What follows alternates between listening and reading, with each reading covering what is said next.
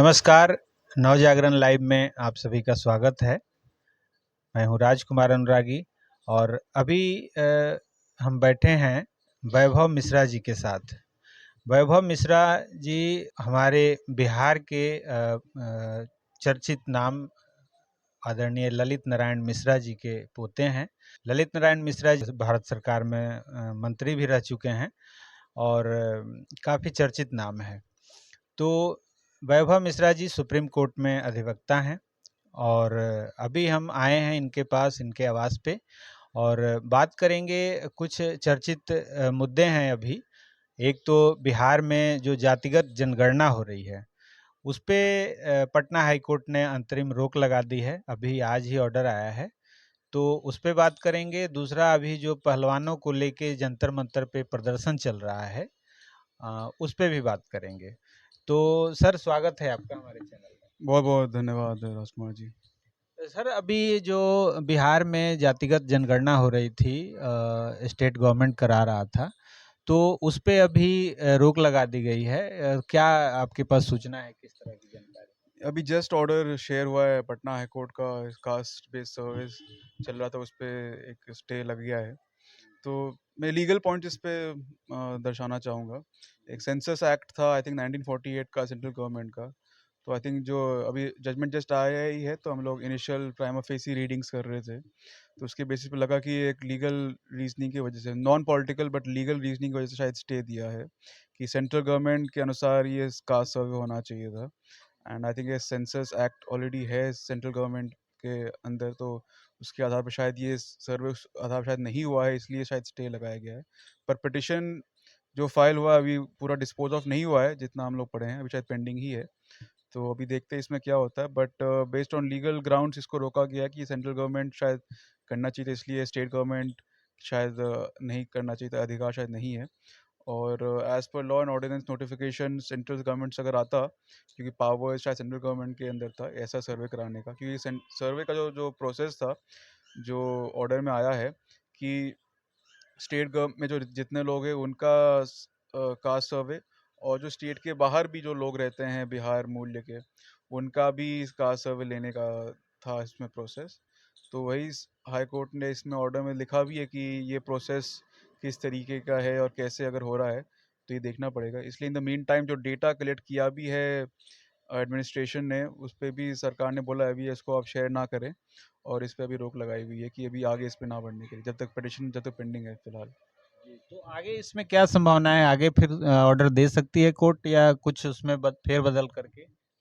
वो तो डिपेंड करता है, अगर चाहे तो ये ऑर्डर रिवर्स भी हो सकता है आगे जाके, अगर स्टेट गवर्नमेंट, अगर हाई कोर्ट को लगे कि सर्वे ढंग से हुआ था और सर्वे का प्रोसेस ठीक था, और जो फंक्शनिंग प्रोसेस अगर स्टेट गवर्नमेंट के पास पावर्स थे कराने के, तो अभी तो जो प्राइमा फेसी रीडिंग, अभी ऑर्डर जस्ट आया, अभी हम लोग पढ़ ही रहे थे, तो जिस तरीके से लग रहा है कि स्टेट गवर्नमेंट के पास पावर्स नहीं थे, ये हाई कोर्ट का रीडिंग इंटरप्रिटेशन है। अगर बाद में अगर state government on point of law दिखा सकती है कि, या तो स्टेट गवर्नमेंट इसके खिलाफ अपील भी जा सकते हैं एसएलपी बना के सुप्रीम कोर्ट में, या फिर इसी में दोबारा नेक्स्ट डेट, और फिर आई थिंक 3 जुलाई को नेक्स्ट डेट है इसका, तो उस दिन भी दोबारा एक आर्ग्यूमेंट्स करके शायद इसको रिवर्स भी करा सकते हैं स्टेट गवर्नमेंट, क्योंकि अभी मेरे ख्याल से फाइनल ऑर्डर नहीं है ये। अगर फाइनल ऑर्डर नहीं है ये, तो संभावना है ये ऑर्डर रिवर्स भी हो सकता है, या स्ट्रक डाउन भी हो सकता है, या इस पे खिलाफ अपील भी जा सकते हैं एसएलपी में। अच्छा, चूंकि आप वकील भी हैं और एक पॉलिटिकल फैमिली से भी हैं, तो एक दूसरे नज़रिए से देखा जाए तो कितना ज़रूरी मानते हैं आपके अपने हिसाब से ये जातिगत जनगणना आज के डेट में? मेरा लीगल पॉइंट ऑफ व्यू ही रहेगा इसमें, पॉलिटिकल पॉइंट ऑफ व्यू मैं नहीं देना चाहूँगा। लीगल पॉइंट ऑफ व्यू से कई जजमेंट्स हैं जो रिजर्वेशन और पॉजिटिव अफर्मेशन रिजर्वेशन के बारे में बात करती है। के पुट्टस्वामी जजमेंट है, इंदिरा का फेमस जजमेंट है रिजर्वेशन के ऊपर। तो मेरा ये लीगल पॉइंट ऑफ व्यू से ये मानना है कि अगर रिजर्वेशन करते भी है, तो जो as per law laid down है, जैसे मेरे ख्याल से कैप है इतना परसेंटेज रिजर्वेशन का, या कहीं जगह कहीं 20 कहीं 50% तक मेरे ख्याल से मैक्सिमम लिमिट है, depending on what the order is, depending on what judgment is. तो आई थिंक उसके आधार पर अगर रिजर्वेशन करते तो पॉजिटिव रिजर्वेशन रहता है। पर यही आपको अगर सोसाइटी पॉइंट ऑफ व्यू से देखें, तो रिजर्वेशन इस धारा तक चले कि अपलिफ्टमेंट हो सोसाइटी का, परंतु ऐसा अपलिफ्टमेंट होते हुए किसी और को ठेस या हानि ना पहुंचे। आपको एक सोसाइटी का अपलिफ्टमेंट करना है, तो मेरा ये लीगल पॉइंट ऑफ व्यू से मानना है कि रिजर्वेशन खैर ज़रूरत है कि सोसाइटी का अगर आगे बढ़ना है, पर एज पर लॉ जैसे रिजर्वेशन कैप है, जो फेमस जजमेंट्स भी सुप्रीम कोर्ट के और जो अपहेल्ड भी हो चुके कई बार, उसके आधार पे अगर हो तो एज पर लॉ चल सकते हैं। पर वही है कि आपको एज पर लॉ आगे चलना पड़ेगा, तो ठीक रहेगा। फिर रिजर्वेशन एक कंटेंशियस इशू है। रिजर्वेशन के ऊपर कई स्टेट गवर्नमेंट्स ने भी अपना एक स्टांस लिया था, फिर high court, different high courts का भी ऑर्डर्स आया था।